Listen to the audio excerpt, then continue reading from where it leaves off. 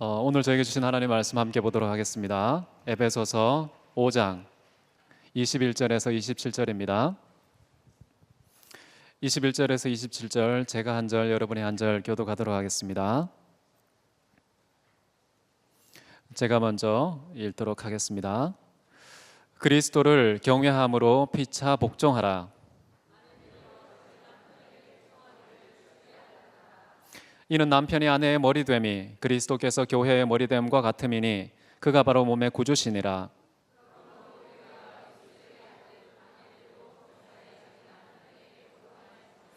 남편들아 아내 사랑하기를 그리스도께서 교회를 사랑하시고 그 교회를 위하여 자신을 주심같이 하라.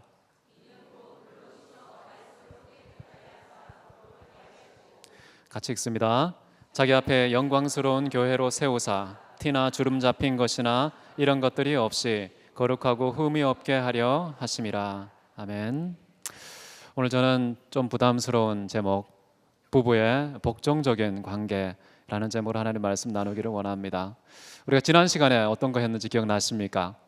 정말 성령의 충만함을 받은 세 사람의 새로운 삶, 수직적인 현상이 뭐냐 했을 때는 하나님께 찬양과 감사를 돌리는 삶을 사는 것, 그거라고 그랬죠. 이제 오늘부터는 이제 수평적인 현상은 어떤 것이냐, 성령 충만한 자의 수평적인 현상은 무엇인가 했을 때 첫 번째 언급되는 것이 부부의 관계입니다. 그 다음 등장하는 것은 종과 주인의 관계, 그 다음에는 부모와 자녀의 관계. 아마 우리가 이 땅에 살아가면서 경험하는 가장 대표적인 그 관계성을 이제 하나씩 언급하면서 정말 성령 충만한 세 사람의 새로운 삶, 과연 어떤 모습으로 우리의 삶 속에 나타나는지 그것을 함께 살펴보기를 원합니다. 사도 바울이 첫 번째 언급하는 것은 부부간의 관계에 대한 것인데요, 이 부부간의 관계를 통해서 정말 하나님의 사람들은 이 세상에 어떤 메시지를 전하는 부부의 삶 또는 결혼 생활 할 수 있는지 함께 고민하고 생각하는 시간 되시기를 바랍니다. 먼저 21절을 한번 보십시오. 새로운 사람들이 서로에게 피차 복종하는 것의 의미가 무엇인지 설명되어 있는데요, 그리스도를 경외함으로 피차 복종하라. 복종의 의미는 어떤 것일까요? 우리가 생각할 때 복종의 어떤 국어적인 의미는 대단히 거북함 느낍니다. 그러나 이 복종이라는 것은요, 하나님 앞에서 상대방의 권위를 존중하고 그 권위 아래 나 자신을 두는 것, 그것이 바로 복종이라는 것입니다. 이 복종은요, 강요되고 억압되고 협박을 받아서 순종할 수밖에 없는 굴종과는 좀 다른 것입니다. 복종이라는 것은 참 이 말과 모순적일 수 있겠지만 이 복종의 당사자는 자발적인 자유의지를 따라서 스스로 선택한 복종을 성경이 말하는 복종이라고 할 수가 있겠죠. 그렇기 때문에 우리가 일제시대에 강요당한 그 복종, 많은 어떤 권력자 앞에서 무릎 꿇을 수밖에 없는 불가피한 타율적인 그런 복종, 이런 개념과는 좀 다르다는 사실 여러분 생각하시면 되겠습니다. 어쨌든 여기서 말하고자 하는 것은 그리스도를 경외함으로 피차 복종하라, 두 가지가 중요한데요, 첫 번째, 예수 그리스도를 경외하는 것이 복종의 전제라는 것입니다. 예수 그리스도에 대한 경외심이 없으면 이 말씀 아무것도 적용할 수 없다라는 뜻이지요. 먼저 여러분 하나님을 경외하는 그런 사람이 되시기를 바랍니다. 그때 비로소 오늘 나누고자 하는 이 메시지는 의미가 있습니다. 그렇지 않으면 말도 안 되는 관계성, 말도 안 되는 의무와 책임이라는 것을 느끼게 되는데요, 그러나 그리스도 예수가 경외의 대상이 된 그 전제가 됐을 때에는 비로소 우리가 부부 사이에, 결혼관계 속에 어떤 태도와 자세가 가능한지 우리가 확인할 수가 있는 것이죠. 이 첫 번째가 굉장히 중요합니다. 하나님을 경외함이 피차간의 복종의 근거라는 사실, 그리고 목적이라는 사실, 이 두 가지 꼭 기억하십시오. 만약에 예수 그리스도 경외함이 우리가 피차간에 복종하는 근거가 된다면 과연 우리는 왜 서로에게 복종하는 것일까요? 상대방이 잘났기 때문에 복종하는 게 아니라는 겁니다. 상대방이 옳기 때문에 복종하는 게 아니라는 겁니다. 상대방이 유능하기 때문에, 상대방이 친절하기 때문에, 상대방이 나를 존중해 줬기 때문에 그런 조건과 근거 위에서 비로소 우리가 피차간에 복종하는 게 아니라는 거예요. 아무리 상대방은 못났고 무지하고 연약하고 나에게는 아무런 도움이 되지 않을지라도 그럼에도 불구하고 어떤 관계가 맺어지면 그 관계성에서는 하나님을 경외하는 마음으로 그 사람에게 복종해야 된다는 것입니다. 물론 복종의 양태는 좀 다양합니다. 부부 사이의 복종의 양태는 두 가지죠. 남편은 아내에게 자기의 생명을 던지는 희생, 이게 복종의 양식입니다. 아내가 남편에게 하는 복종의 방식은 무엇일까요? 말 그대로 복종하는 것입니다. 이 두 가지 양태가 다르지만 이 두 가지를 묶어서 사도 바울은 복종이라는 그런 카테고리 안에 담아낸다는 것이죠. 자기 몸을 던져서 희생하는 것도 복종으로 분류되고요. 그리고 자기가 권위를, 상대방의 권위를 인정하고 그 권위 아래 나 자신을 내려놓는 것, 그것도 복종의 한 양태라는 것이죠. 그래서 여기서 첫 번째 짚고 넘어가야 될 것은 복종의 근거가 사람에게 있지 않다는 것입니다. 남편과 아내 사이에는 남편에게 남편에 대한 복종의 근거가 있지 않다는 것, 아내에게 아내를 사랑하는 근거가 아내에게 있지 않다는 것, 이것이 첫 번째 메시지입니다. 하나님의 사람들은요, 특이한 방식의 삶을 사는 겁니다. 부부관계 속에 이 모든 사람들에게 적용되는 거 아닙니까? 지구촌에 존재하는 모든 사람에게 적용되는 이 부부관계, 이 부부관계에서 하나님의 사람들은 성령으로 충만하게 되면 어떤 질서가 가능하냐? 피차간에 복종하게 된다는 거예요. 이것이 억울하거나 답답하거나 손해본다고 생각하지 않습니다. 오히려 나에게는 최고의 유익이고 하나님께는 가장 큰 영광을 돌리고 이 세상에는 최고의 질서를 보여주는 그런 증인의 삶이 된다는 것이죠. 그렇기 때문에 이 복종은 나쁜 것이 아니라는 판단에 이르게 되는 것입니다. 두 번째는 뭐냐면요, 피차 복종하는 것이라는 거예요. 한쪽만 일방적으로 강요하고 한쪽만 당하는 방식으로 그렇게 복종이 이루어지는 것이 아니라요, 피차간에 내가 너에게, 너가 나에게, 서로에게 복종하는 이 쌍방적인 복종의 관계라는 사실 믿으시기 바랍니다. 이런 게 앞으로 소개될 그 관계성들의 원리입니다. 남편과 아내 사이의 관계의 원리고요, 그 다음에 주인과 종 사이의 관계의 원리입니다. 그리고 부모와 자녀 사이의 관계의 원리도 바로 이거라는 것이죠. 그래서 이 원리를 놓치지 마시기를 바랍니다. 이제 구체적으로 아내와 남편 사이의 관계성은 어떻게 되느냐, 22절 한번 보십시오. 아내들이여 자기 남편에게 복종하기를 죽게 하듯 하라 라고 이렇게 말하고 있습니다. 순서를 본다면은 아내의 남편에 대한 도리, 이것이 먼저 언급되고 있다는 것인데요, 원문을 제가 직역하면 이렇게 할 수 있습니다. 아내들아 죽게 하듯 자기 남편에게, 이게 다입니다. 물론 이게 동사를 생략한 것이죠. 앞부분에 뭐라고 나와 있습니까? 피차 복종하라는 말이 있잖아요. 그 복종하라는 말이 똑같기 때문에 반복하지 않고 생략했기 때문에 실제 원문에는 좀 단순합니다. 아내들아 죽게 하듯 자기 남편에게, 이게 끝입니다. 근데 이것을 살을 좀 붙인다면은 남편에게 복종하되 주님께 복종하듯 복종하라 라는 말이 이 말의 의미인 것이죠. 이 상당히 아내들이 들을 때는 거북하고 기분이 상당히 나쁠 수가 있는데요, 그리스도 안에서 성령에 충만한 자는 이런 삶을 살게 된다, 열매를 얘기하는 겁니다. 이런 삶의 질서가 남의 옷을 입은 것처럼 거북하지 않고 정말 내가 마땅히 살아야 될 삶의 질서구나 라고 판단하게 된다는 것입니다. 다시 한번 말씀드립니다. 우리가 왜 아내가 남편에게 복종해야 될까요? 남편의 어떠함이 있지 않다고 그랬죠. 예수님을 경외함에 그 근거가 있습니다. 그래서 때때로 결혼하고 난 다음에 우리가 남편의 어떤 모습을 발견합니까? 결혼하기 전에는 최고의 킹, 카인 줄 알았는데 결혼하고 나니까 이렇게 쫄장부가 없어요. 정말 말도 안 되는 그런 조그만 일에 삐지고 상처받고 꼬투리 잡고 뒤끝 무덤까지 가져가는 그런 남편일 줄 몰랐죠. 그런데 결혼하고 나니까 그게 발견되는 경우가 많아요. 가슴 철렁하죠. 그러나 여러분이 선택했으면 이제 그 선택에 책임을 지는 삶을 살아가는 거예요. 아무리 못나도요, 그리스도 경외함 때문에 여러분 끝까지 남편에게 순종하시기 바랍니다. 참 어렵습니다. 그러나 그럼에도 불구하고 이 순종의 근거는 남편의 잘나고 못남에 근거하지 않았다는 사실. 여호와를 경외하고 그리스도 예수를 경외하는 것 변치 않는 일이잖아요.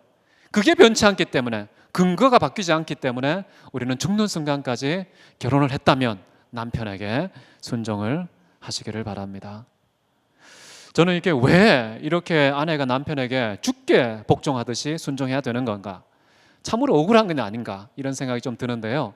왜 그럴까라고 물을 때에 어쩌면은 이게 과거의 역사 속에 어떤 일이 있었을까? 이것이 어쩌면 해답이 될 수 있다고 생각하는 것이 뭐냐면요. 창세기 3장 16절입니다. 우리 같이 한번 읽어보겠습니다. 시작. 또 여자에게 이르시되 내가 내게 임신하는 고통을 크게 더하리니 내가 수고하고 자식을 낳을 것이며 너는 남편을 원하고 남편은 너를 다스릴 것이니라. 분명히 하와는 죄로 말미암는 이 형벌로서 임신하는 고통, 수고하면서 자식을 낳고 그리고 남편과 관계성에 있어서는 남편을 원하고 남편은 하와를 다스린다. 이제 이런 것이 하나님께서 타락 이후에 남녀 간에 설정하신 질서라는 것이죠. 근데 이 질서가 과연 아내가 남편에게 복종해야 되는 원인일까 생각해 보면 추정은 할 수 있겠지만 사도 바울은 이것을 원인이라고 언급하지 않습니다. 사도 바울이 왜 아내는 남편에게 순종해야 된다라고 말했을까요? 그게 바로 이제 23절에 나오는데요. 그 이유는 남편이 아내의 머리됨이 그리스도께서 교회의 머리됨과 같음이니 그가 바로 몸의 구주시니라. 여러분, 예수 그리스도는 교회의 머리 되십니다. 교황도 교회의 머리가 아니고요, 목사도 교회의 머리가 아니고요, 장로도 교회의 머리가 아니고요, 왕도 교회의 머리가 아닙니다. 교회의 유일한 머리는 그리스도 예수밖에 없습니다. 그럼 교회의 정체성은 무엇에 의해서 좌우될까요? 머리에 의해서 좌우되는 것이죠. 예수 그리스도가 머리시면요, 그거는 바로 하나님의 백성이 되고 하나님의 자녀가 되고 천국의 시민이 되고 진짜 이 땅에서의 교회가 되는 것입니다. 교회의 참된 존재감과 정체성은 머리가 누구냐? 그리스도 예수이기 때문에 우리는 그렇게 당당하게 말할 수가 있게 되는 것이죠. 그런데 예수님이 교회의 머리됨과 같이 남편은 아내에게 어떻다고요? 머리가 된다라는 거예요. 이것은 남편이 잘났어 이게 아닙니다. 남편이 우월해 이게 아닙니다. 우등과 열등의 관계가 아니라는 거예요. 하나님께서 이 세상에서 창조의 질서로서 만들어 놓으신 신적인 질서가 그렇다는 것이지 내가 더 잘났어 내가 못났어의 개념이 아니라는 거예요. 등급이나 차별, 우열 이런 개념이 아니라 하나님께서 세상의 질서를 이렇게 지어 놓으셨다라고 이해하시면 되겠습니다. 근데 이것이 기분 나쁘신 분들은 하나님 어머니라고 얘기해야 된다고 얘기합니다. 그래서 모든 말씀에서 하늘에 계신 우리 어머니 이렇게 기도해야 된다고 주장하는 학자들이 많이 있습니다. 저는 그게 동의하기가 어렵습니다. 여성이 열등하다는 뜻이 아니에요. 하나님께서 이 세상에 만들어 놓으신 그 질서를 가능한 존중하는 것이 우리에게 복이고요, 하나님께는 영광이고요, 이 조그마한 질서 하나가 우리가 볼 때는 그냥 독립된 하나의 사안처럼 보이지만 하나님의 어떤 말씀도 하나님의 어떤 질서도 단순히 그 한 사안 독립된 개념이 아닙니다.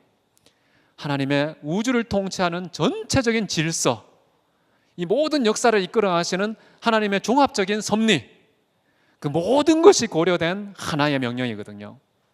그렇기 때문에 이 하나 명령이 어긋나면 어떤 현상이 나타날까요? 하나님의 창조 질서, 이 땅과 역사에 대한 모든 섭리, 이것이 어그러지는 결과를 초래할 수 있습니다.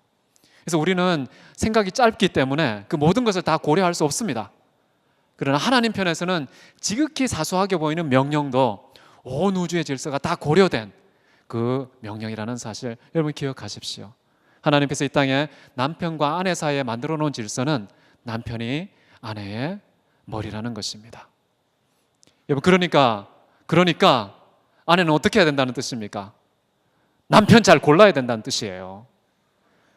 나의 존재감과 정체성을 걸어도 괜찮은 그런 믿음고 신뢰할 만한 남편을 찾아야 된다는 뜻이죠.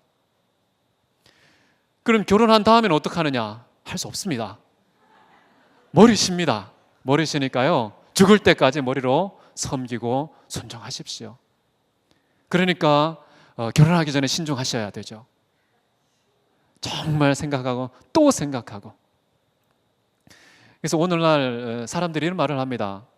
결혼은 인생의 무덤이다. 죽음과 결혼은 미룰수록 좋다. 이런 말 하는 사람들이 있어요. 뭐 부정적인 의미에서 한 말이지만은 신중해야 된다. 정말 충분한 기간 동안에 관찰하고 파악하고 확인한 다음에 결혼해야 된다. 이런 결혼의 중요성, 엄중함, 이런 것은 충분히 말해주는 것 같습니다. 그만큼 중요해요. 그래서 우리가 판단을 잘못 해놓고 우리가 정말 안목이 부족하고 성급해서 나의 욕망 때문에 저지른 다음에 이 말씀이 거북하면 안 된다는 거예요. 이 말씀은 변경할 수 없습니다. 하나님의 절대적인 진리예요. 이 절대적인 진리에 맞추어서 우리가 수정할 필요가 있는 것이죠. 그래서 결혼 신중해야 되고요. 한번 결혼했으면 그 선택에 대한 책임을 질 줄 아는 사람, 그런 사람이 진짜 그리스도인이라는 것이죠. 그렇기 때문에 아무리 힘들어도 남편의 머리됨을 존중해야 된다는 것입니다. 그런데 이런 조항을 보면 많은 사람들이 야, 참 아내들은 안 됐구나 라고 생각하면서 남편들은 쾌재를 부릅니다. 아니요, 남편들이 쾌재 부려야 할 대목이 아닙니다. 저는 이 대목을 읽으면서 가슴이 철렁했습니다. 남편으로서 이 대목을 읽으면서 넘어가지가 않는 거예요. 이 말씀이 왜 그럴까요? 아내가 나를 머리로 삼고 존재와 정체성을 나에게 딱 걸어도 될 만큼인 사람인가? 나 자신을 물어보니까요, 전혀 아닌 사람인 거예요. 너무나 부족하고 무지한 사람, 너무나 나약하고 쪼잔한 사람인 거예요. 정말 한 여성의 머리가 될 만한 자격이 저에게 있습니까? 없는 거예요. 얼마나 두려운 말인지 모릅니다. 남편이 머리가 쭉 빗서는 말씀 아닙니까? 이제 아내는 다 죽었어, 이제 다 복종해야 돼, 내가 머리야, 이런 뉘앙스입니까? 그게 아니잖아요. 아내도 신중해야 되지만요, 이런 질서와 도리를 지켜야 되겠지만 이 말씀을 바라보는 남편들은 정말 땅을 치면서 반성하고 성찰해야 됩니다. 정말 한 여성의 일대기를 책임질 수 있는 머리의 역할을 할 수 있는가, 그런 두렵고 떨림으로 여러분 대하시기를 바랍니다. 다들 아멘이 없습니다. 이제 너무 심각해졌는데요, 원래 결혼관계 심각합니다. 자, 그 다음 한번 성경 구절 보십시오. 이 바울의 견문이 아내는 복종해야 된다, 이 말만 하면 좋겠는데요, 더 심각한 말을 합니다. 24절 우리 같이 한번 읽어볼까요? 시작. 그러므로 교회가 그리스도에게 하듯 아내들도 범사에 자기 남편에게 복종할지니라. 아니, 좀 몇몇 사안을 골라서 복종하면 좋겠는데 여기서는 어떤 말이 나옵니까? 범사에, 영어로 말하면 in everything, 이런 말입니다. 모든 사안에 있어서, 모든 상황과 사태와 상황 속에서 남편에게 복종하라, 이런 말인 거예요. 이 말도 똑같은 거예요. 아내들은요, 참 거북한 말이지만은 여러분 이거 순종하시기 바랍니다. 우리의 멀쩡한 정신으로 순종이 안 됩니다. 그러니까 성령에 충만하지 않으면 안 되는 거예요. 성령의 충만함을 입으셔서 그렇게 해서 이렇게 순종해내는 아내들 되시기를 바랍니다. 다시 남편에게 가겠습니다. 남편은 어떻게 해야 됩니까? 범사에 나에게 순종해도 괜찮을 만큼의 판단력, 여러분의 인격, 여러분의 됨됨이, 여러분의 분별력 키우지 않으면 안 된다는 겁니다. 남편들 정신 차려야 되는 구절입니다. 경제적인 문제에 있어서, 심정적인 문제에 있어서, 가족관계에 있어서, 미래 계획에 있어서, 자녀 교육에 있어서 모든 면에서 과연 남편에게 순종해도 될 만큼의 그런 실력을 남편들은 갖추고 있느냐, 이거 물어봐야 되는 대목입니다. 그러니까 남편과 아내 모두에게 다 하는 말인 거예요. 누구 하나를 편드는 그런 말씀이 아니라는 사실 여러분 믿으시기 바랍니다. 이런 구조를 보면서 우리가 느끼는 게 뭘까요?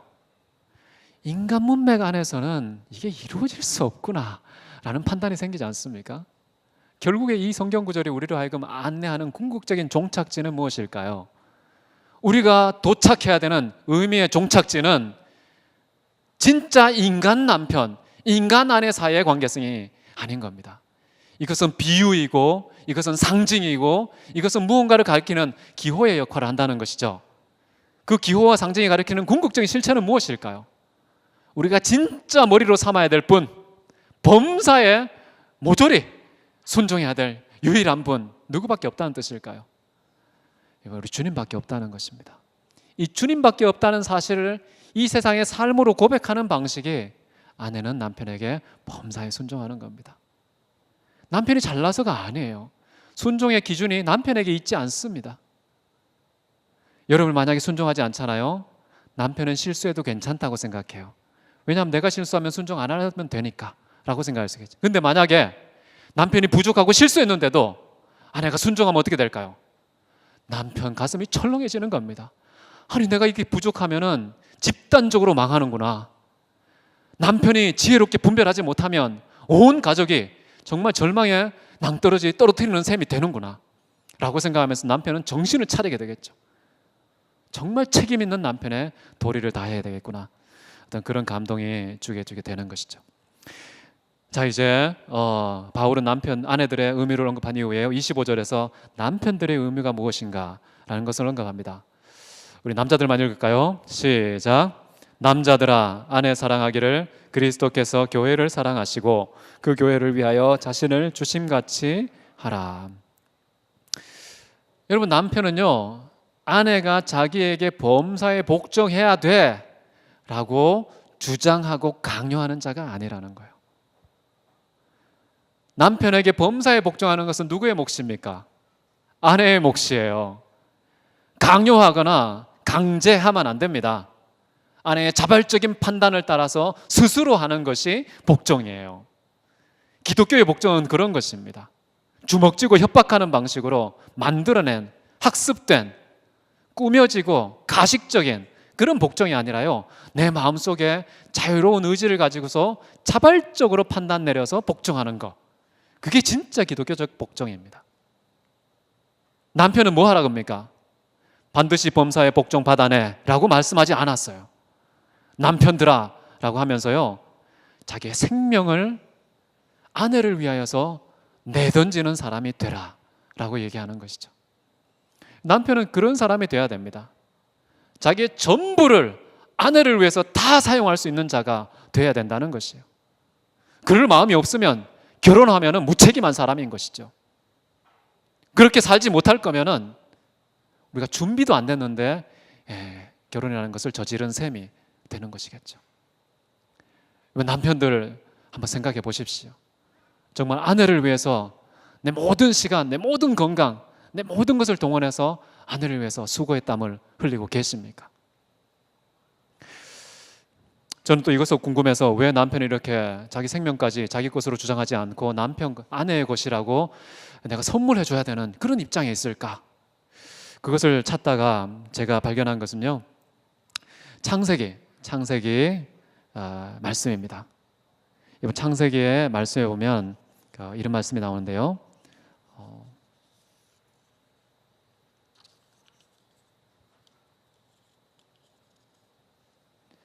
창세기 말씀이 순서가 아닙니다. 그래서 우리 PPT도 지금 찾지 못하는데요. 창세기 3장 17절 우리가 먼저 좀 보도록 하겠습니다. 왜 아담은 하와에게 자기의 생명을 주는 남편이 되어야 했는가 라는 것을 우리는 창세기 3장 17절에서 확인할 수 있는데요. 우리 같이 한번 읽어보겠습니다. 시작. 아담에게 이르시되 내가 내 아내의 말을 듣고 내가 내게 먹지 말라 한 나무의 열매를 먹었은즉 땅은 너로 말미암아 저주를 받고 너는 내 평생에 수고해야 그 소산을 먹으리라. 자, 이 말씀 보면 어떻습니까? 남편인 아담이 아내를 지켜줬습니까? 못 지켜줬습니까? 아내를 지키지 못했죠. 자신을 지켰습니까? 못 지켰습니까? 자신도 지키지 못했죠. 책임은 어떻게 했습니까? 자기가 지지 않고 딴 사람에게 떠넘기는 남편의 도리를 다 저버린 그 아담의 형벌이 무엇입니까? 바로 평생 동안 수고해야 그 소산을 먹고 사는 책임이 남편에게 주어졌다. 이렇게 볼 수 있는 것이죠. 그래서 남편은요 가족을 살리기 위해서 아내를 위해서요 죽도록 일하셔야 됩니다. 생명이 닳도록 끊어질 때까지 책임지고 가족을 먹여 살려야 됩니다. 아내를 먹여 살려야 됩니다. 자기 모든 생명을 던져서 그 일을 하셔야 된다는 것이 바로 사도 바울이 우리에게 말하는 남편의 도리라는 것입니다. 억울하십니까? 남편이 아담을 통해서 이미 실패했습니다. 아내도 지켜주지 못하고 자신도 지키지 못하고 정말 남편의 참된 도리와 책임 다하지 못했기 때문에 형벌은 뭐냐 하면요, 그거 만회하는 것입니다. 아내도 지켜주고요, 나도 지키고요, 남편다운 책임의 도리도 다하는 그런 방향으로 사도 바울이 우리의 도리를 가르치고 있는 것이죠. 여러분, 그것이 바로 우리가 해야 되는 일이라는 거 믿으시면 참 좋겠습니다. 하나님께서는 아담과 하와, 남편과 아내, 이것을 최초의 공동체로 만드셨습니다. 이런 공동체가 의미하는 바는 무엇일까요? 하나님께서 정말 이 세상에 만들고 싶은 최고의 유토피아, 뭐라는 뜻일까요? 남편과 아내의 관계성이 구현되는 세상, 그런 세상이 어쩌면 하나님께서 꿈꾸었던 세상일 수 있습니다. 근데 그 세상이 이 세상에는 이루어지지 않았잖아요. 그래서 만든 게 무엇입니까? 교회예요, 교회. 교회를 통해서 신랑 되신 예수님, 신부 되신 그 교회, 이 교회와 그리스도, 이 신랑과 신부 사이의 진짜 공동체, 하나님이 정말 꿈꿨던 최고의 공동체, 그것은 바로 교회와 그리스도 사이의 관계라는 것. 이제 그것을 하나님께서는 만들고 싶고요, 이 세상에 보여주고 싶으신 겁니다. 그런데 우리가 결혼을 할 때는요, 그것을 보여주는 최고의 모델로 들어가는 셈이 된다는 것입니다.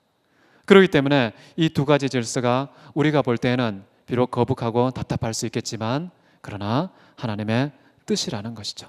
순종해야 된다는 겁니다. 아내는 남편에게 범사에 복종하고요, 남편은 아내에게 자기의 생명을 내어주는 그런 삶을 살아가야 한다는 것입니다. 그런데 그렇게 할 때에 과연 우리는 어떻게 아내를 사랑할 수 있는가? 좀 더 구체적인 내용이 26절에 나와 있습니다. 우리 에베소서 5장 26절 우리 같이 한번 보겠습니다. 시작. 이는 곧 물로 씻어 말씀으로 깨끗하게 하사 거룩하게 하시고, 계속해서요, 티나 주름 잡힌 것이나 이런 것들이 없이 거룩하고 흠이 없게 하려 하심이라. 자, 이제 나머지 말씀은 뭐냐 하면요, 정말 예수님께서 교회를 어떻게 사랑하셔서 자기 생명을 주셨는지, 그리고 왜 주셨는지 그 이유가 나옵니다. 왜 남편은 아내에게 자기의 생명을 주어야 하는지 그 이유가 나온다는 것이죠. 그것은 뭐냐면 단 한마디로 말하면 거룩입니다. 거룩. 교회를 거룩하게 위해서, 다른 말로 하면 어떻게 될까요? 죄에서 해방되는 것입니다. 죄로부터 깨끗하게 되는 것입니다. 흠이나 티나 결이 하나도 없이 가장 깨끗하고 순수하고 거룩하게 하기 위해서 자기의 생명을 내어준다는 것입니다. 예수님께서 왜 십자가에 달려 죽으셨습니까? 왜 자기 생명을 그런 방식으로 주셔야 했습니까? 예수님께서 이 땅에 오신 것은 왜 오셨느냐? 바로 자기 백성을 저희 죄에서 깨끗하게 구원시켜 주시기 위해서 오셨다, 이렇게 나와 있지 않습니까? 예수님께서 이 땅에 오신 것은 지금 사도 바울이 가르친 것처럼 교회를 거룩하게 하려고 오신 거예요. 죄 문제를 해결하기 위해서 오셨죠. 다른 표현을 쓰자면요, 아내가 저지른 그 죄의 책임을 대신 짊어지기 위해서 이 땅에 오셨다는 것입니다. 자, 그래서요, 남편이 아내에게 생명을 준다는 말을 다시 해석하면 무슨 말이냐?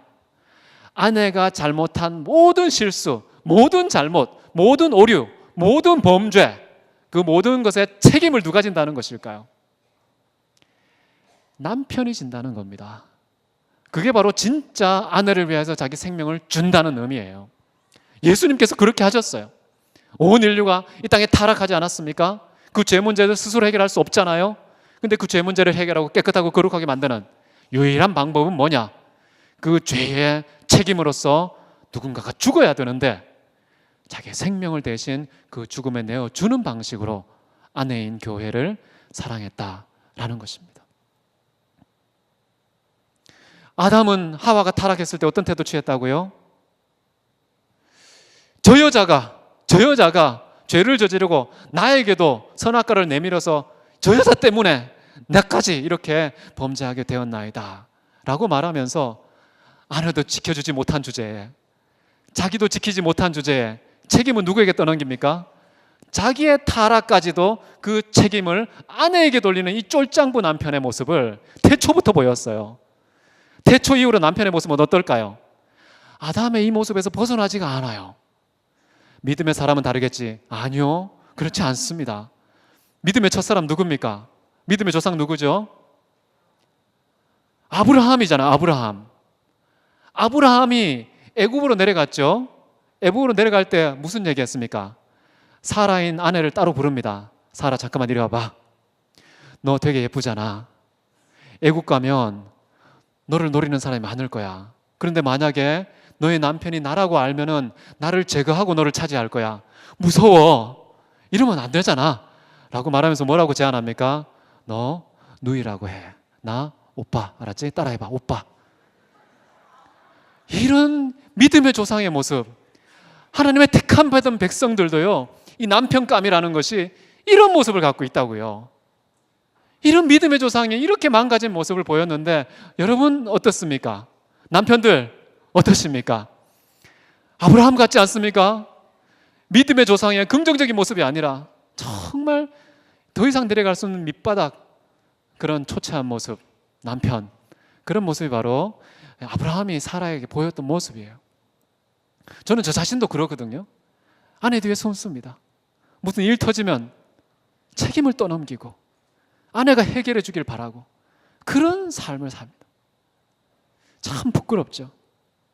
그런데 예수님은 어떻습니까? 남자들은요, 타락한 인류나 택함받은 백성이나 다 똑같아요. 그런데 예수님은 어떻게 했습니까? 십자가에 못 박혀 죽으시면서 그 위에서 자기를 정죄하고 자기를 찌르고 멸시하고 조롱하고 핍박하는 그 교회를 향해서 죽을 때까지, 십자가에 죽을 때까지 조롱하고 손가락질하고 있는 그 죄덩어리인 그 교회를 향해서, 아내를 향해서 뭐라고 얘기합니까? 하나님 아버지, 저들이 하는 죄를 알지 못합니다. 용서해 주십시오. 지금 자기가 피해자가 되고 있는 상황인데, 지금 찔려서 피를 흘려서 죽고 있는 상황인데도 그 가해자인 교회를 향해서 축복하고 그 죄 문제를 해결하기 위해서 대신 끝까지 죽고 그 십자가에서 내려오지 않고 그냥 돌아가신 예수님의 모습, 이게 진짜 신랑의 모습입니다. 이게 진짜 남편의 모습입니다. 그게 지금 26절, 27절에서 하고 있는 말씀이에요. 아내를 깨끗하게 하기 위해서 그 아내가 나를 바가지를 긁든지 나를 모함하든지 나를 핍박하든지 조롱하고 무시하든지 상관없이 끝까지 그를 책임지기 위해서 끝까지 사랑을 포기하지 않고 나의 생명을 던지는 그 판단력이 바로 남편의 가장 합당한 모습이라는 거. 제가 이제 이런 설교를 하면요, 이제 우리 청년들은 결혼할 마음이 싹 달아날 가능성이 높습니다. 아내가 그런 길이야? 남편이 그런 길이었어? 라고 생각해서 가슴 철렁할 수 있겠는데요, 여러분 그렇지 않습니다. 여러분 이 세상에 왜 사십니까? 결혼 때문에 사십니까?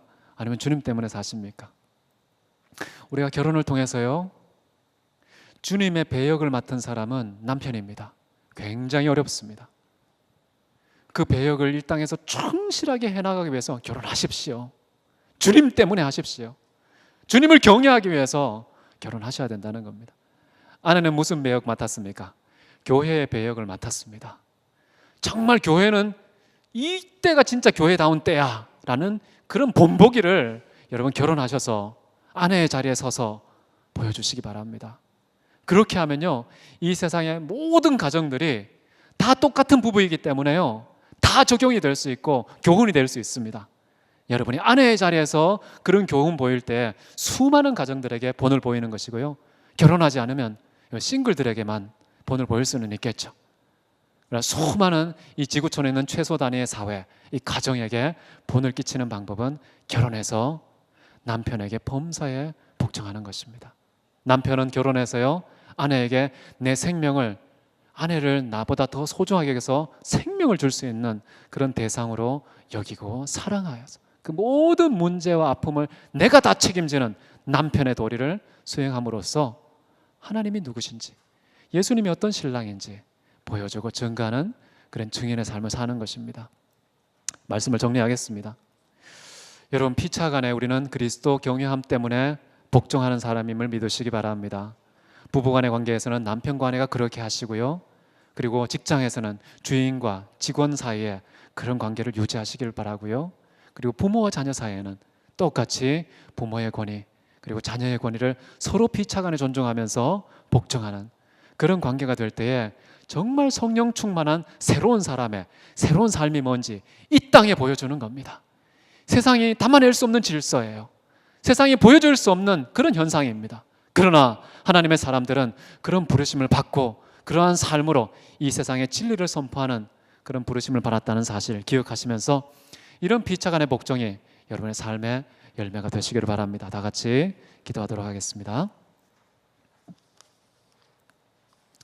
사랑이 많으신 하나님 아버지, 주님 저희들을 구원해 주시고 먼저 사랑하셔서 주님 앞에 범사에 복종하게 하신 하나님의 명령, 하나님의 질서, 하나님의 뜻 우리가 받들어 섬기기를 원합니다. 그것이 가정의 문맥이든 부부의 문맥이든 직장의 문맥이든 그 어떤 곳이든 그것을 열매 맺는 하나님의 사람들 되게 해 주옵소서. 주님, 우리의 성적으로는 할 수 없습니다.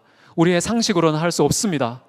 우리의 논리를 따라서는 아무것도 할 수 없지만 성령께서 우리의 질서가 되시고 성령께서 우리의 능력이 되시고 성령께서 우리의 지혜와 판단력이 되셔서 이 땅에 능히 하나님의 말씀이 살아 역동하는 열매가 될 수 있도록 우리가 그 삶을 살아갈 수 있도록 함께 해 주옵소서. 능히 감당할 수 있도록 역사해 주옵소서. 일주일 동안 한번 시도해 보기 원합니다. 내가 서 있는 처소마다 그러한 풍성한 열매가 맺어져서 하나님의 영광, 주님을 경외하는 일들이 곳곳에서 드러날 수 있도록 축복해 주시옵소서. 주께서 우리 대학교에 사용하셔서 이 대학교회가 최고의 신부가 되어서 하나님께 범사에 복종하는 신부의 도리를 보여주는 우리 대학교회 되게 해 주옵소서. 예수 그리스도의 이름으로 기도했습니다. 아멘.